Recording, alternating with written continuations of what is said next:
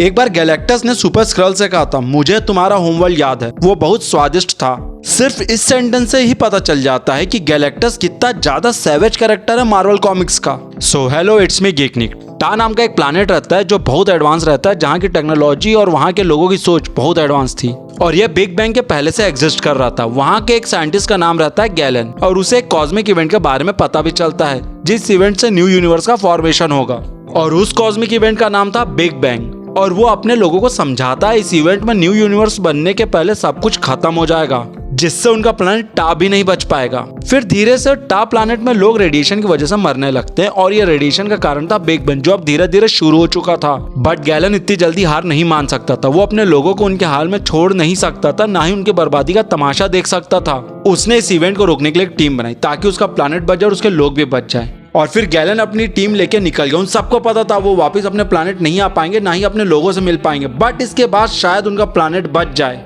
और ये सोचते हुए वो उस जगह पहुंच गए जहाँ पे बिग बैंग चालू हुआ था और वो सीधा बिग बैंग के अंदर घुस जाते हैं।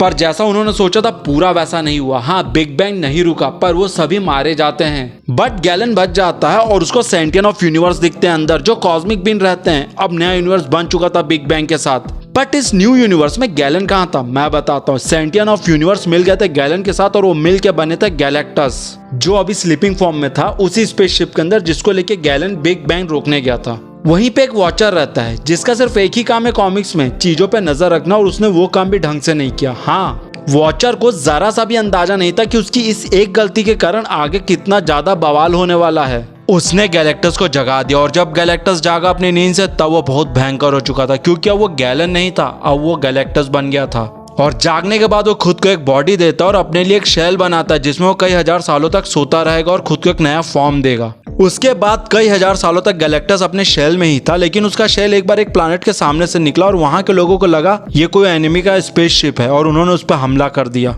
लेकिन हमला करने के बाद उनको गैलेक्टस दिखता वो भी अपने फाइनल फॉर्म में और अब वो समझ नहीं पा रहे थे उनसे क्या गलती हो गई है। हजारों सालों से शेल में रहने के कारण अब गैलेक्टस को एनर्जी की जरूरत थी और इसी कारण उसने उसी प्लैनेट की एनर्जी कंज्यूम कर ली और पूरा प्लैनेट डिस्ट्रॉय कर दिया। और उस प्लैनेट की जगह में उसने अपना प्लैनेट बनाया और उस प्लैनेट का नाम रखा टा 2 अपने पुराने प्लैनेट टा की याद में। और फिर गैलेक्टस आगे निकल गया अपनी भूख मिटाने दूसरे प्लैनेट्स की तलाश में और ऐसे ही ढूंढते ढूंढते उसे एक प्लैनेट मिला जिसका नाम था ज़ैन ला, जहां रहता था नॉरिन रेड जो अपने प्लैनेट का वॉलंटियर बन के आया था पीस के लिए। और गैलेक्टस को यह कहता है कि यहाँ बहुत इंटेलिजेंट बीइंग रहते हैं और तुम सिर्फ अपनी भूख के लिए सबको मार दोगे। तो गैलेक्टस उसको समझाया था ऐसा करना जरूरी है उसके लिए, नहीं तो वो खुद भूख की वजह से मर जाएगा। तब नॉरिन उसे समझाता है कि तुम ऐसे प्लैनेट ढूंढो जहाँ पे लाइफ एग्जिस्ट ना करती हो। तो गैलेक्टस कहता है उसके पास इतना समय नहीं है और मैं अपने रास्ते में आने वाले हर प्लैनेट को कंज्यूम कर लूंगा। तब नॉरिन ने गैलेक्टस को कहा था कि मैं ढूंढूंगा तुम्हारे लिए ऐसे प्लैनेट। फिर गैलेक्टस नॉरिन को ले जाता है और उसे अपनी पावर से बना देता है सिल्वर सर्फर।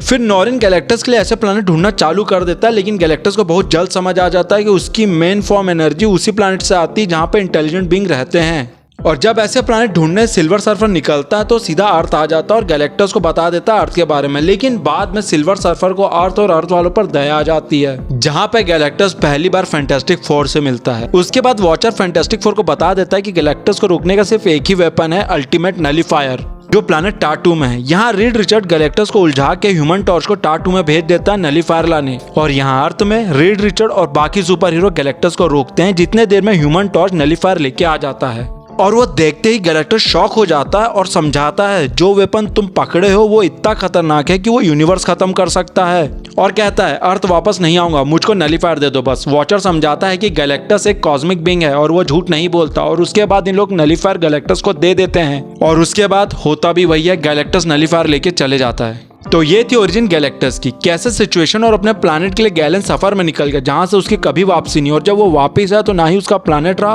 और वो खुद भी गैलन से बन गया गैलेक्टस। तो अगर ये वीडियो आप लोग को अच्छा लगा तो लाइक कर देना। मेरे लिए कोई सजेशन या एडवाइस हो तो कमेंट करके जरूर बताना। अगर नए हो तो सब्सक्राइब कर देना। मिलते हैं जल्दी सुपर वाला, सी यू सून।